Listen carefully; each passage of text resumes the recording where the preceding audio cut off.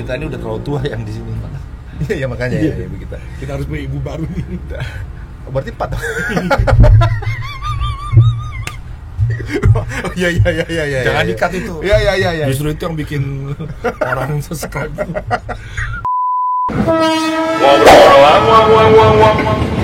Basmalah.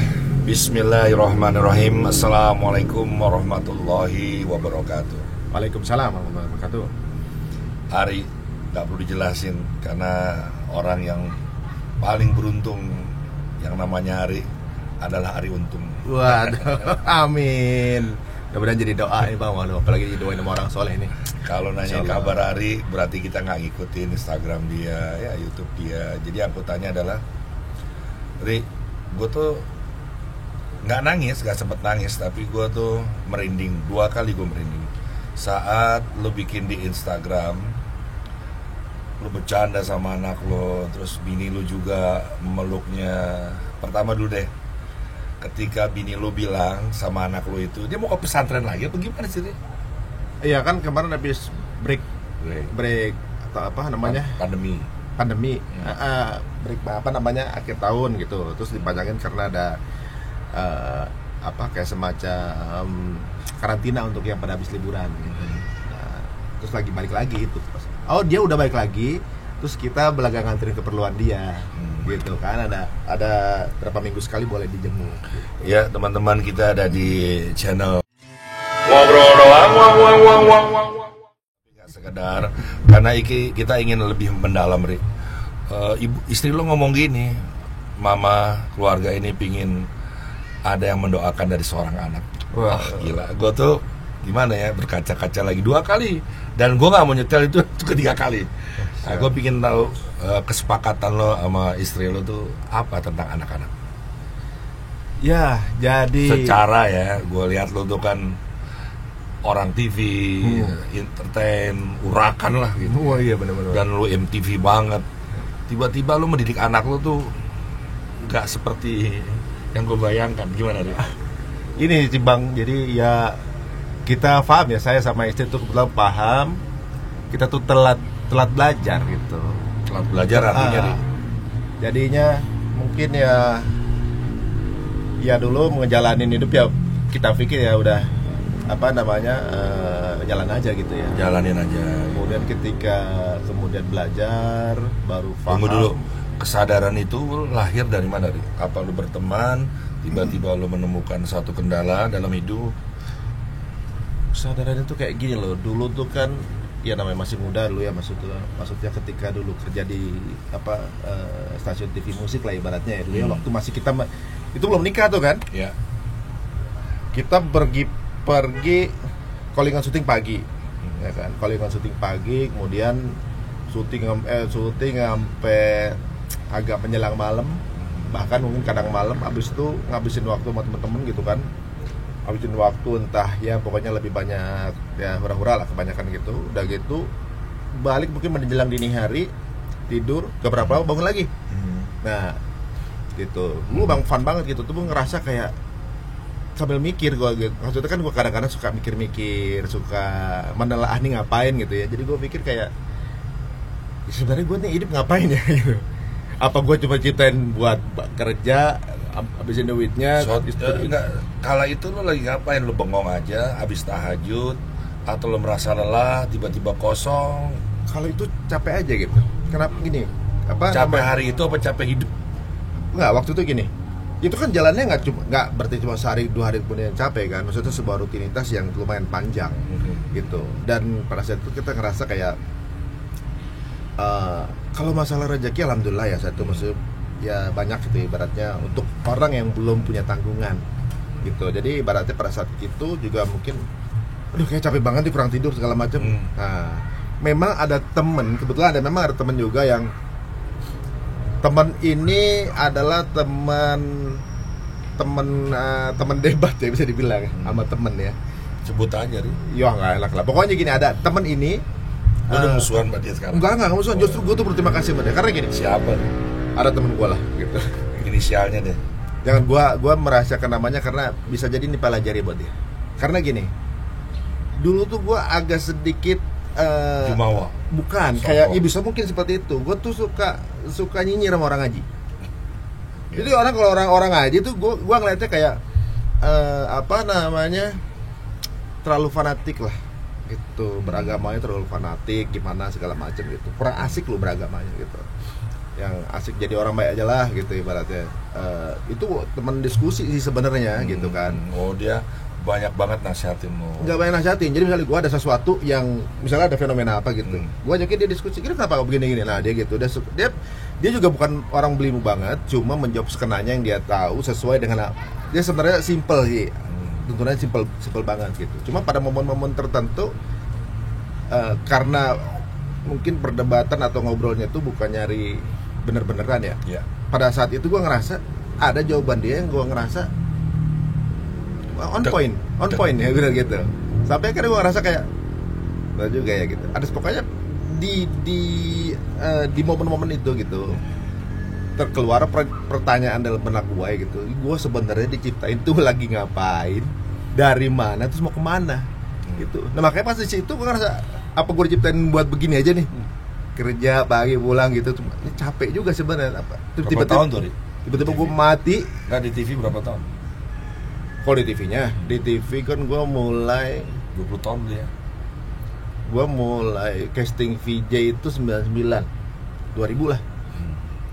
Sebelumnya kan gue CTI pesta 22 tahun. Pesta yang jadi reporter gitu kan. Ya 20-an gitu.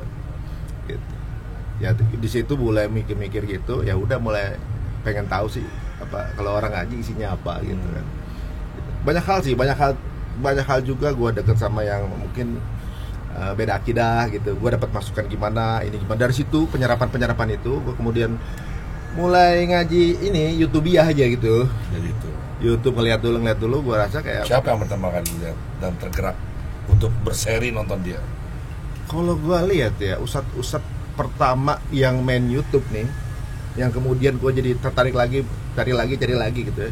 Yang pertama kali gue kalau nggak salah di antara Buya Yahya sama Ustadz Khalid Basalamah. Yang pertama kali ada YouTube kan mereka tuh berdua. Gitu. Di situ gue ngeliat bahwa banyak hal yang ibaratnya kalau gue kan di kantor ini ada beberapa hal tuh yang gue lihat kayak bener gak akad gue salah nggak gue kalau misalnya gue ambil pekerjaan ini karena begini gitu. Gue suka karena nanya mau saat langsung malu gue cari aja tuh. Namanya juga YouTube santri YouTube. Sebentar nih, ini ada pelajaran dari Ari. Memang kita nggak boleh terlalu benci ya akan sesuatu gitu, karena nanti dia akan berbalik menjadi kecintaan. Untungnya nih emang si Ari ini untungnya dia dulu ngebenci istilahnya pengajian, sekarang dia menyintai pengajian. Untungnya itu ya. Coba lo kalau tapi gue nggak membenci teman-teman gue yang itu sama sekali. Gue masih artinya tadi lo udah ngomong bahwa kenapa sih lo terlalu fanatik gitu kan ya? Ya benar. Karena emang buat saya nih pribadi, fanatik kepada agama tuh nggak baik ya. Kita tuh seperti orang yang menutup diri, padahal Islam itu adalah agama yang terbuka. Boleh kita fanatik, tapi kepada larangan agama. Misalkan jangan syirik pada Allah. Wah, ente harus fanatik tuh. Jangan durhaka pada orang tua, setuju ya? Fanatikin tuh. Jangan engkau berzina, apalagi dengan janda itu katanya. Kalau bukan janda jangan juga.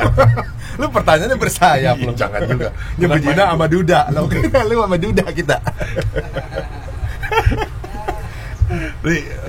Gue pengen balik lagi. Dia nih gimana ya, orangnya tuh selengean ya. Gue rasa istri lo tuh adalah orang yang cantik di zaman itu, paling cantik lah. Kalau bagi gue sampai sekarang masih banyak. Soalnya dia bakal nonton. Enggak. Dan dia menemukan orang yang selengean kayak lu gitu. Aduh. Ya kalau menurut gue ya. Jadi dia kayak menemukan dia grand piano ya, yang mahal dan bermerek. Lu tuh gitar lapuk tapi notasinya nggak pales, tapi mengisi hidup dia gitu kali ya. Nggak, lu bisa sejalan untuk menanamkan bahwa anak kita di pesantren itu siapa duluan tuh Pak? Wah. Nah itu ada dengan tadi. Benar. Lanjut aja. Seperti ini persis. Ayo.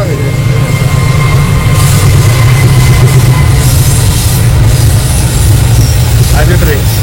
Enak. Ngobrol gini enak kan? Gini teman-teman, kalau tayangan yang bagus tuh mesti iklannya banyak.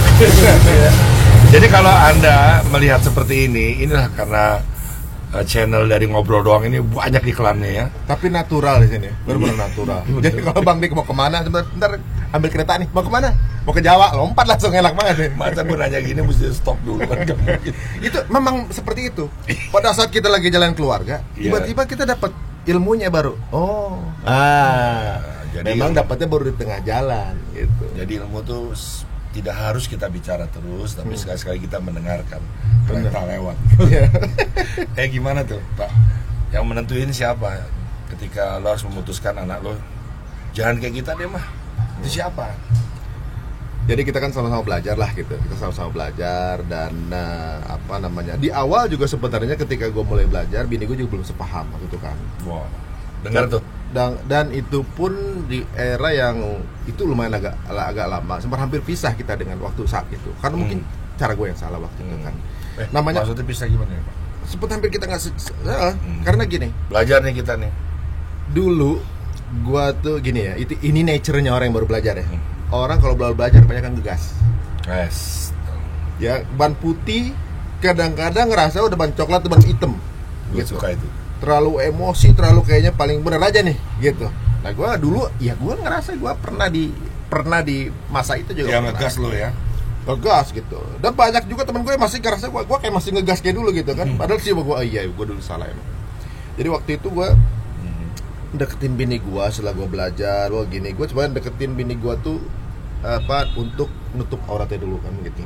Karena dia masih kerja waktu itu di bocoran dong nih. Emang gua menarik persoalan yang lebih ke dalam di bab-bab lo ini. Apa yang membuat dia tertarik sama lo ini? Kan cowok ganteng banyak kala itu nih. Mungkin lebih ke karisma kali. Lo ngomong gitu, tanya gue bertumpuk lagi nih, pengen nanya sesuatu nih. Lebih ke karisma sih. Bukan Supra ya? Bukan, ninja kan. Kan kita hidup tuh mesti bersyukur dan bersabar kan. Gua bersyukur dapat dia bersabar dapat gua. Enggak, karena menarik loh hari itu. Gue begitu ngelihat sekatu Instagram lo aja, gue udah nih orang ya, seorang ayah nggak ingin nampak berkarisma, beribawa, glendotan lo sama anak lo kan. Itu lo pengen menjadi orang tua yang bagaimana di depan mata anak-anak lo gitu. Itu gue suka itu. Tapi pertanyaan yang tadi dulu deh. Yang mana? Yang kenapa bini gue suka sama gue? Iya, apa dia maaf ya kata Arab mungkin? Enggak, mungkin dia udah tawarin operasi sebenarnya. Dulu dia tuh murid gua. Sorry, murid gua tadi. Murid apa? Murid sekolah presenter.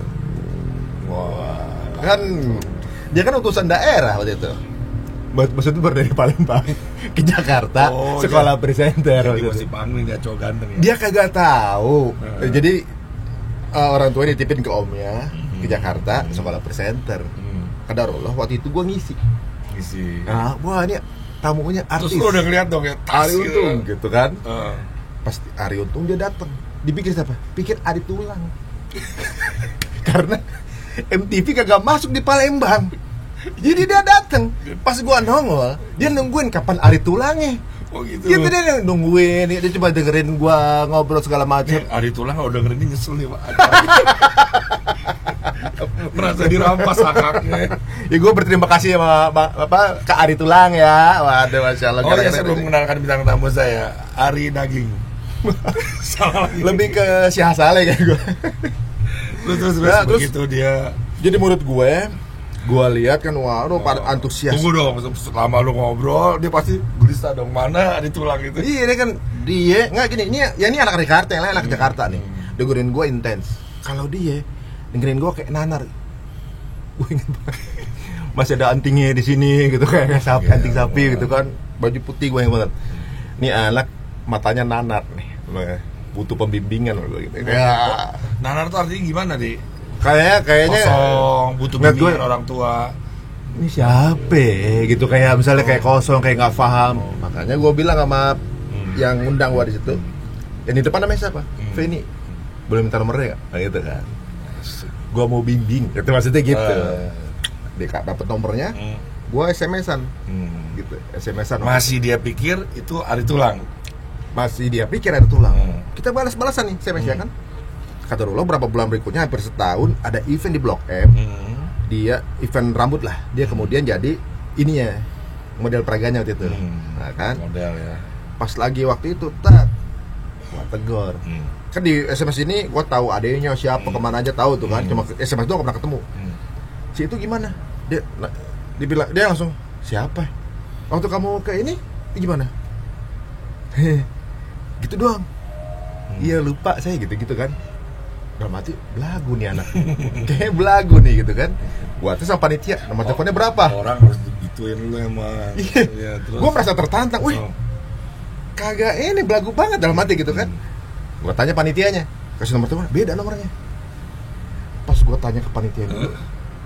Ini Feni nomor teleponnya berapa kok? Ada saya dapat nomor teleponnya beda, malah kan temen gua. Oh iya, sorry, Feni yang itu ada 2 Feni. Jadi selama ini salah. Jadi gua tuh SMS-nya bersetahun salah orang asli.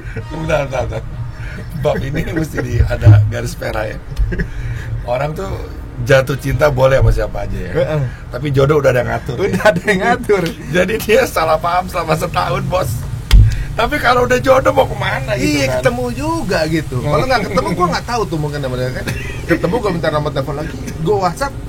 Jadi tuh orang si istri lo tuh udah nggak ngebayangin lo sama sekali sebenarnya. Udah mungkin dah lupa ketemu kapan. Orang dia nggak tahu ada hari untung, taunya hari tulang. Taunya gue mungkin MC di situ tuh, MC kan. Itu. Terus. Ntar ya, ntar jangan bilang bini gue ya. Oke. Oh, mau pada pulang. Parkir di depan, ya siap. Nah, udah gitu pas lagi ketemu dia, gue SMS sama dia. Ini Feni yang tadi di Blok M bukan? Kagak dibalas. Bedanya yang kemarin sebelum itu balas mulu, yang ini nggak mau balas. Gue penasaran tuh. Nggak balas nih anak nih, kayak beda kali ya. Salah juga kali gue. Pas lagi gue di MTV, dia nganterin sepupunya casting. Di situ gue tangkap langsung. Nomor telepon lu ini bukan? Iya. Kalau nggak balas, gue takut ini cuma orang modus doang gitu. Di situ ini gue langsung di sini nih gue gitu. Stop. Kita ambil pelajaran ya buat perempuan kaum hawa. Jadi laki-laki itu sebenarnya paling suka sama perempuan yang susah ditemui. Itu ya. Kalau yang gampang mah ya. Jadi apa langsung lu balas sampai malam, lu bener-bener nungguin dia langsung dibalas. Hilang tuh kayak si bininya. Lu manggil si Vanita. Apa tuh? Manggil bini lu apa? Feni. Mimi. Kayak Mimi itu, Mimi nyari tuh. Hilang. Cowok tuh pada penasaran kayak gitu. Bener, ada apa nih ya? Kan kita bayangin kalau gampang balas sama cewek lain juga dibalas juga dong. Kalau ini kan kalau gak kenal nggak dibalas. Atau dia udah punya cowok saat itu. Akhirnya pas itu tahu kok dia punya cowok. Emang punya cowok. Jadi gue sukanya nih sama Mimi ini ya. Dia orangnya setia. Itu harus diain tuh. Iya. Yang kedua nggak gampang dihubungi walaupun sekelas Ari. Ya. Untung. Ya benar. Terus begitu dia masih ketemu, udah pastikan nomor teleponnya, dia bilang udah punya cowok. Iya, dia udah punya cowok dia. Aku udah punya cowok, nggak bisa. Di situ dukun mana yang lo? Kalau gua tambah gue penasaran dong. Gitu. Belum ada janur kuning juga waktu itu kan. Gua nih orang misterius banget, dihubungin susah. Dia apa namanya? Menghargai gitu untuk sebuah relationship. Jadi gua ngerasa kayak wah worth it ini baru nih. Kemudian dengan cara-cara yang elegan. Jangan gitu dong Pak. Ini ya doanya harus ada manfaatnya buat orang. Iya. Gue pengen tahu bab gimana janur kuning belum terpasang, lu menginginkan dia. Nah ini kita kasih tips-tips ini Pak. Wah, ini kita jadi banyak urusan cinta nih. Jadi memang Pak, nanti kita balik lagi ke pesantren ya Pak. Iya balik. Yang ini dulu ya Pak. Yang ini dulu. Jadi kata dulu saat itu memang dalam hubungan dia udah genting. Udah genting. Gitu. Tapi dia masih menghormati itu masalahnya. Misalnya kalau udah selesai, belum ada kepastian apa segala macem, udahlah bolehin gue masuk gitu kan. Dia udah. Tapi dia bilang gue lagi genting juga gitu. Enggak, dia sih sebenarnya gini, ada posisinya udah selesai, kemudian ini masih ngambang mau lanjutin apa enggak segala macem. Dia menghormati itu. Jadi dia nggak mau terima SMS telepon gue gitu kan. Terus Ya di situ gue coba terus deketin dulu, SMS gak dibalas, kadang dibalas, kadang iya segala macam. ada yang sedikit beda kali. Bukan sekedar kata-kata tapi lu bikin puisi juga, lu ngambil dari Rumi mungkin apa kayak gitu. Wah kalau Nyanyi mungkin atau lo kasih lagu kalian. segala macem bang. Dulu kan gue ngeband juga dulu. Ya satu. Jadi dulu gue tuh ngeband tuh. Nggak apa nih yang rahasianya lo apa ajanya itu? Kalau rayuan udah sering lemparin Rayuan. gitu. Tapi emang agak tembok dikit ya kan gitu. Nggak ada gak tembok atau nggak paham. Nggak mempan lah ya, nggak mempan. Gue bela nih. Terus entah dia nggak paham atau gimana. Yang kedua, kalimat kejauhan gitu, terlalu mengawang. Oh ya. Kagak dibalas, capek-capek mikir gitu kan, kayak gitu. Yang kedua apa lagi? Yang kedua kan dulu gua lagi ngeband. Lagi ngeband. Lo foto anak-anak band. Gua ngeband, lagunya romantis gitu. Gua tembak ke dia saat itu tuh kan, nggak ngaruh, nggak ngefek juga dia gitu. Gagal kan. ya? Nggak ngefek. Nah, dulu gua kan ngeband agak gotik, Nah, kan? Iya. Kuku hitam, baju hitam, apa Gigi? namanya? Gigi? Bibir hitam. Gigi? Gigi kadang-kadang ikut. Orang tanya, ini gotik bukan, habis makan cumi. Tapi ternyata memang dia mulai mulai nge-reply, mulai ngebales, merespon. Nah, gue mau tanya bab itunya. Yang keempat nih apa nih keempat? Nah, tadi gotik lu ngapain? Maksud jelasin gotik? loh, gua gotik cuma Lu foto. jadi kan beberapa lagunya emang pasti kita cinta gitu. Ya relate sama dia, gue coba infokan ini ada relate-nya sama dia segala macam. Nah, di fase-fase itu ternyata dia mulai reply dan balas itu ketika dia udah selesai. Baru dia kemudian aku buka Lebaran baru. Buka lah hati yang terbuka. Ya mungkin bukan cuma sama gua untuk dia nge-reply ngobrol sama orang kali ya gitu. Cuma di momen itu gua dulu ada sekali manggung di Citos gitu kan. Terus dia band lo bukan begitu keluar nggak ada jadwal panggung? enggak, emang untuk kalangan sendiri gitu. Jadi keluar untuk saudaranya mah sunatan, kondangan, siapa aja mau gitu, keluarga gitu kan. Ada manggung juga, Bos. Oh, ada MTV, Pak. Ya Allah. Soalnya acara MTV, dan kita doplek di situ, Pak. Jangan-jangan band lo ini adalah seorang Ari Untung yang melihat peluang. Iya, justru. Pokoknya acara MTV gua mau nge-MC gratis kalau gua pembukanya. Terbukalah sudah teman-teman ya selama ini. Terus begitu lo Banggung, lo undang dia datang. Dia sekalian mejeng dong. Mejeng. Gitu, kan. Lo udah kenalin teman-teman lo? Kocaknya di saat yang bersamaan waktu itu. Di bersamaan atau enggak ya? Pokoknya di Citos itu mantan gue kan juga jalan sama orang lain. Sama orang. Udah mantan juga gitu kan. Dia datang sama diri sendiri. Sendiri. Nah, kemudian maksud itu dulu tuh remek-remek juga dulu karena mantan gue, kita kan dulu pisah gara-gara beda keyakinan. Dia jalan sama kayaknya jalan sama keturunan Arab gitu kan. Lu sama gue nggak mau. Nah, kalau lawan nih kayak tim sepak bola kita lawan negara Timur Tengah nggak bakal menang juga kan. Main atas kalah tinggi, main bawah kalah banyak kan gitu. Nah, ya lu bersyukurlah kalau nggak jadi sama dia, Bros. Iya, benar-benar. Nah, di saat itu momen gue ketinggalan CD lah ibarat. CD bukan CD lempengan di mobil. Ngobrol doang, Citos sama gue, ketemu nyokap gue. Minta temenin. Iya. Ketemu nyokap gue tuh sekali. Udah itu doang. Jadi sebelum konser lo balik lagi dulu. Iya. Bawa ngambil kenalin nyokap gitu kan. Belum ada apa-apa itu. Ini brengsek syariah. Modus. Nah, berapa bulan berikutnya gue nge-MC provider di Palembang. Dia kan gak lama di Jakarta ke Palembang. Tunggu dulu dong, Pak. Bab CD di bawah emang ada getaran-getaran apa? Ini rahasianya di situ. Makanya tiba-tiba gue ke Palembang, pas gue lagi nge-MC di Palembang, satu provider dijemput sama temen, nggak ada sepupu dia. Saudaranya wanita ke rumah dia. Pas sampai rumahnya kenal sama nyokapnya kan, gitu kan. Masih hitam-hitam segala nih. Itu rumah dia ya? Rumah dia di Palembang, gitu kan. Kenal sama orang tuanya, nggak taunya nyokap gue udah telepon bokapnya. Yang bener. Jadi pas lagi ketemu sekali itu nyokap gue nanya nomor telepon. Itu kuncinya, tiba-tiba nyokap gue ngegas, langsung buru pengen lo kawin aja deh. Gitu. pelajaran dulu. Kita petik dulu pelajaran. Jadi nyokap gua nggak tahu punya feeling apa, dia minta nomor telepon karena gua sama yang lama udah lama banget. Dia lihat umur gua kan udah maghrib lah gitu ibaratnya, buru-buru. Nah, sebentar gua petik dulu. Oh, petik. Ya, ternyata peran orang tua itu penting ya. Yang pertama harus yang lo lakukan adalah memperkenalkan kepada kedua orang tua kita. Kalau nggak ada yang dituakan.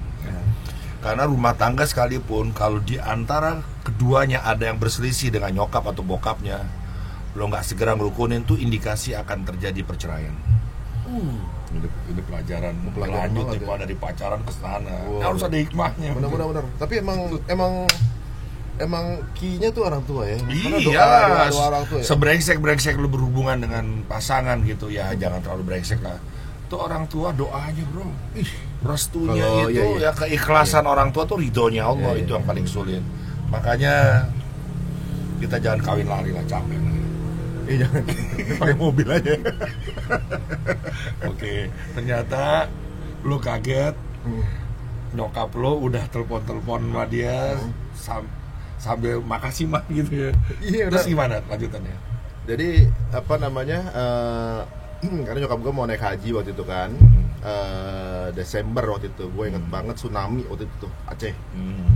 Jadi kepengen 2004, jadi nyokap gue kepengen balik langsung gue nikah akad langsung gitu, kepengennya begitu. Kalau nikah tahun 2005 awal. Nah kemudian terus dia juga mau langsung ya. Dia nanya kan, telepon nyokap gue, Bu malu nih Bu main telepon aja kenalan dulu lah, aku baru ketemu gitu kan sama bokapnya. Terus dia apa namanya? Iya nanti yang datang ke sana Pak Diono. Bu, anaknya belum tentu mau Ibu. Nah dulu dong, kasih waktu gitu kan. Oke nih, gue pengennya punya emak kayak emak nyari.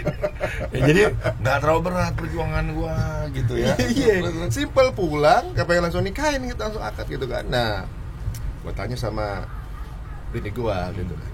Ini maaf nih, orang tua main telepon aja ya. Aduh maafin ya gitu. Tapi hati lu sebenarnya berbunga-bunga men. Tanya, terus kalau kamu gimana? Kata jawab deh, ya kita ikutin orang tua aja lah. Asyik! Ya Allah.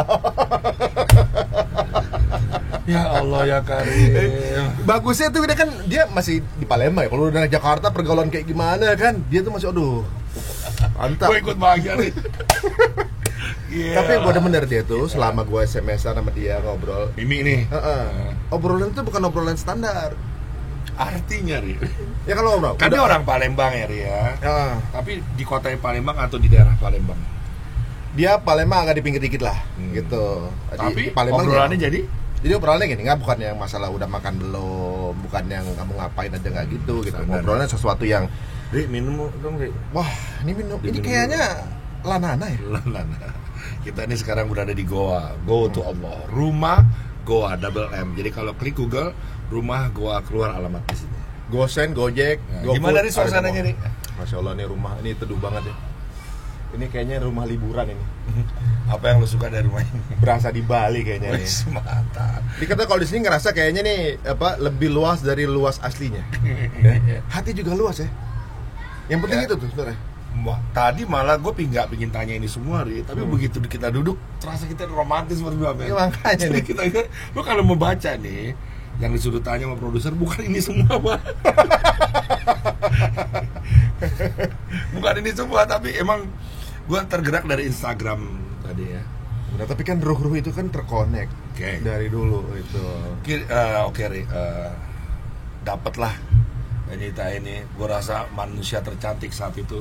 Dia baru muncul juga tuh jadi presenter kalau nggak salah ya. Itu waktu, jadi gini, gue nikah sama dia di resepsi Jakarta, resepsi Palembang. Waktu itu gue kan udah kerja, gue ya belaga, bukan belaga ya, maksudnya sebagai laki-laki.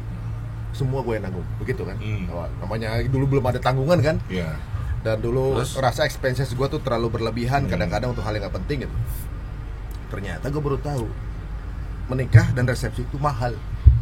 Jadi setelah semua tuh resepsi Jakarta dan Palembang, di Palembang keluarga Jawa dibawa ke Palembang, pas di Jakarta keluarga Palembang Jakarta Jawa ke Jakarta, terus bayar-bayar, gue rekening tinggal 3.000 Pak.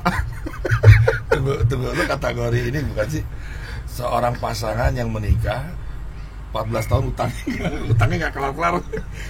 Kalau gue gini, Tinggal 3.000. Tinggal 3.000 rekening gua.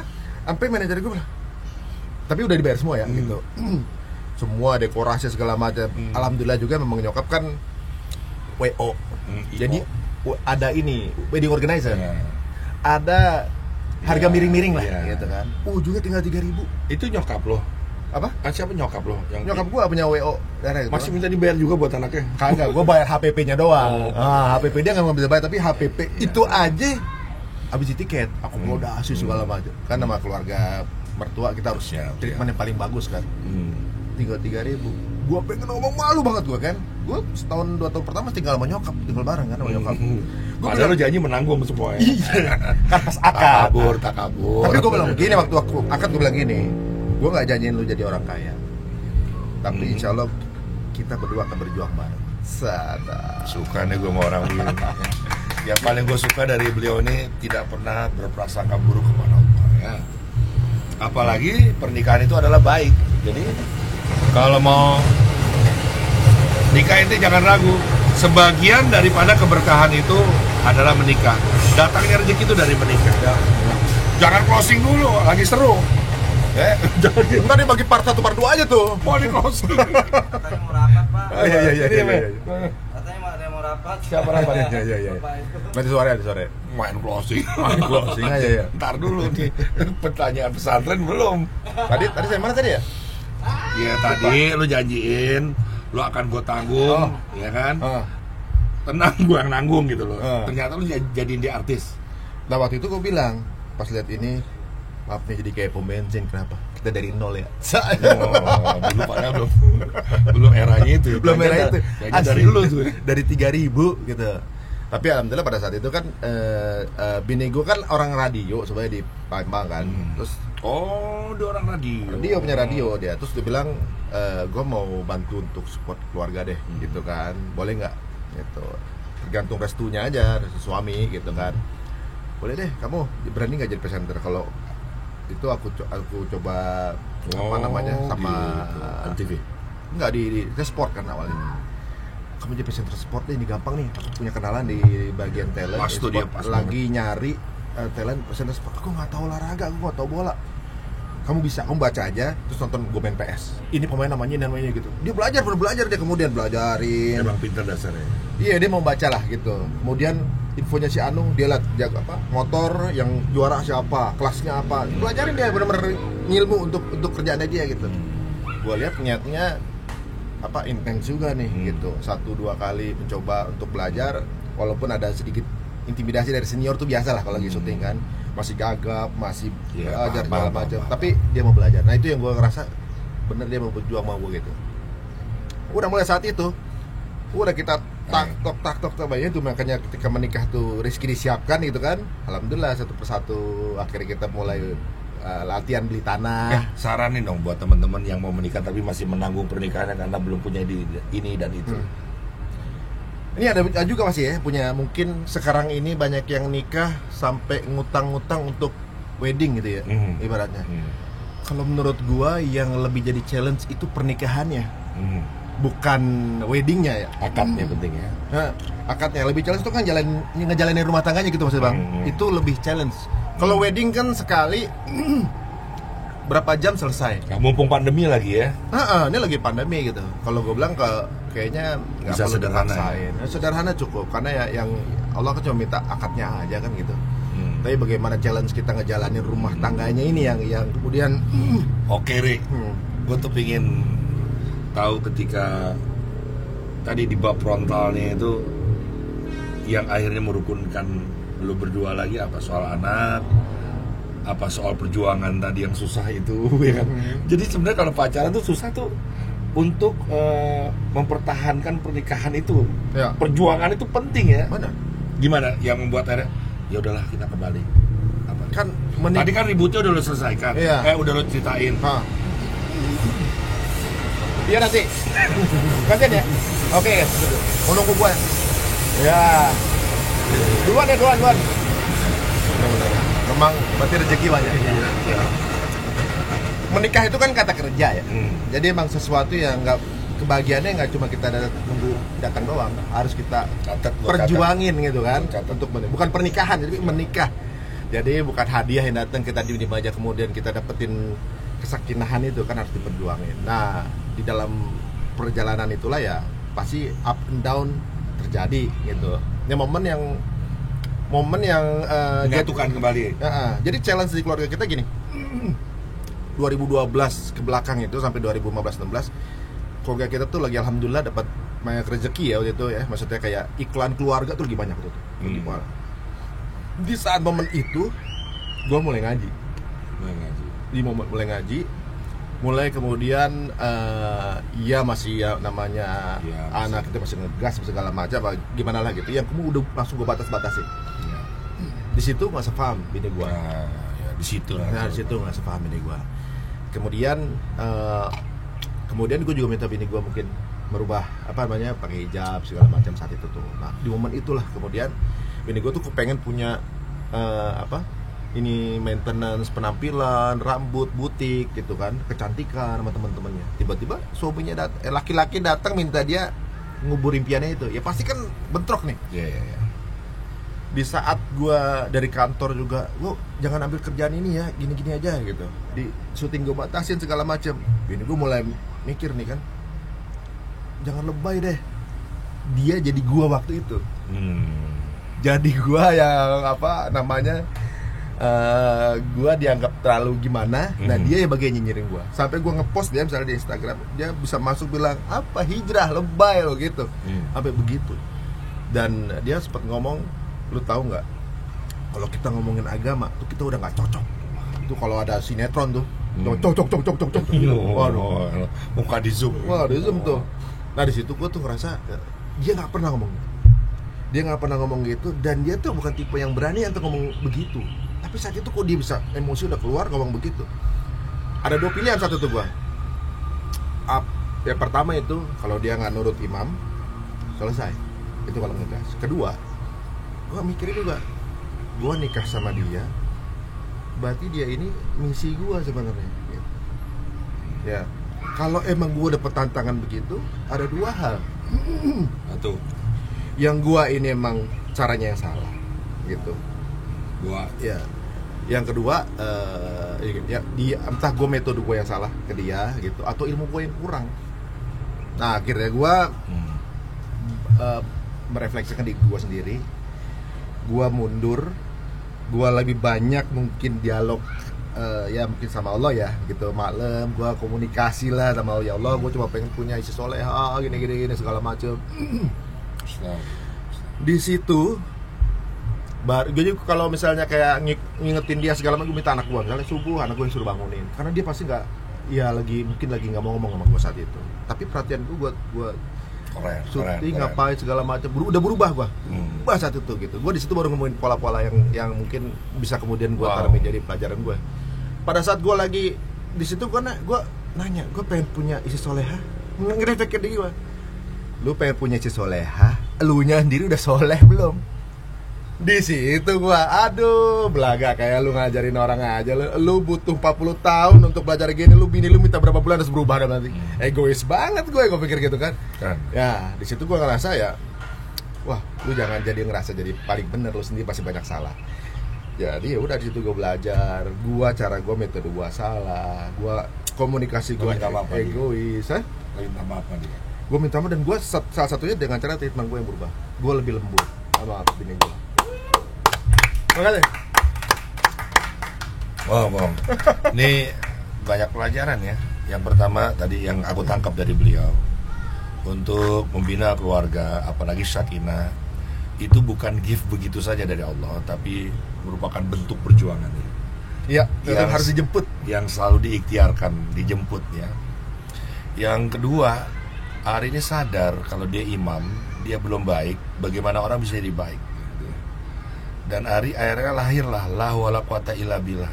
Ari itu bisa berdiri sholat, istrinya belum, karena dia dikehendaki Allah kan gitu ya. Gimana Ari bisa sombong? Nah banyak kan keluarga mungkin sekarang masih bertentangan nih, apalagi yang parah pihak lakinya belum bisa jadi imam gitu ya. Jadi harap bersabar, berdoalah seperti Ari dalam setiap malam. Bahkan anaknya membangunkan istrinya. Keren Nori. Anak gue yang keren ya. Ya, kita nih kayaknya udah di penghujung acara karena panjang ngobrol kita dari. Wah, kayaknya ngobrol sama Bang Dik, ini emang suasananya tuh nyenengin gitu. Suasananya tuh bikin lu ngerasa hobi gitu kan. Mari, gue jangan banyak muji gue, ada kan program gue. Oh iya. Gue harus banyak muji lu. Nggak ada polanya, emang harus begitu kan? Enggak. Ini banyak yang gue mesti lurusin ya. Orang nyangka gue ngajak bini gue berhijab gitu kan. Wah, lu kenalin hidayah kayak begini. Enggak juga. Dia nemuin sendiri. Dia nemuin sendiri dengan kesadaran sendiri, bukan karena gue. Ternyata hidayah dari Allah. Jadi kalau gitu nih gue mau jawab, gue mau nanya, jawablah dengan cepat. Apa tuh? Ya. Pertama, program mendidik anak lo masuk ke pesantren itu atas ide siapa? Jadi memang ketika ya namanya Kelamaan. awalnya ide saya, tapi kemudian ide bersama. Karena anak ini yang buat bersama, keputusan bersama gitu, nggak otoritas gua. Harus begini enggak gitu. Diskusi sama istri, bahkan diskusi sama si anak. Gitu. Oke, yang kedua, bini lo nih ternyata di saat pandemi ini cocok dengan yang diharapkan oleh banyak keluarga. Dia bantu suami bekerja. Usaha apa dia? Dia banyak sih usahanya, dia yang ya namanya juga cari nafkah kita ya. Yang dia murni kali. Dia clothing dia ada. Jalan. Kemudian jalan alhamdulillah. Yang paling jalan. Yang paling jalan clothing gitu. Tapi kita juga sekantor sama dia juga sih bikin. Jadi Gak bosen loh, Ri. apa? Gua tuh udah 24 jam sama dia. Lu kan kerjaannya cuma ngacoin orang, ngagetin orang lagi.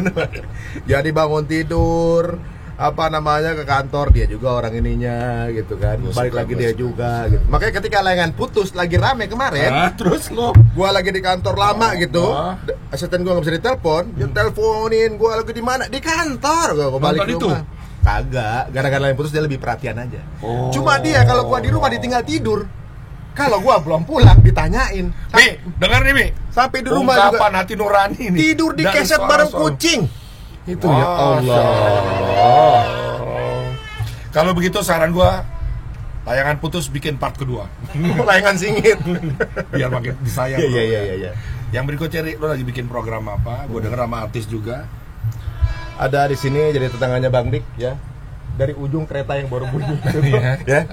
Gue baru ngomong udah siap tuh. Apa gitu kan. Bentar ya. Yang yayasan itu. Yayasan itu teman-teman. Alamatnya di mana alamatnya? Alamatnya Gak apa-apa, ditulisin. Tadi tulisin. alamatnya lihat di WhatsApp saja RQM. Rumah Quran Musyawarah. Jalanannya lupa gue. Pokoknya di ujung sini aja gitu ya. Oke, lo bergerak di bidang apa itu? Kalau di situ sebenarnya tuh yayasan kebaikan sebenarnya ya. Di situ kita juga ada infak beras. Alhamdulillah udah per bulannya gitu ya. Kita udah 20 ton. Kita tulis ya kode-kodenya atau nomor telepon yang bisa dihubungi, kita bantu pergerakan beliau juga. Nah, alhamdulillah ini ternyata teman-teman public figure gitu yang ikut pengajian silently mereka tuh punya kepedulian.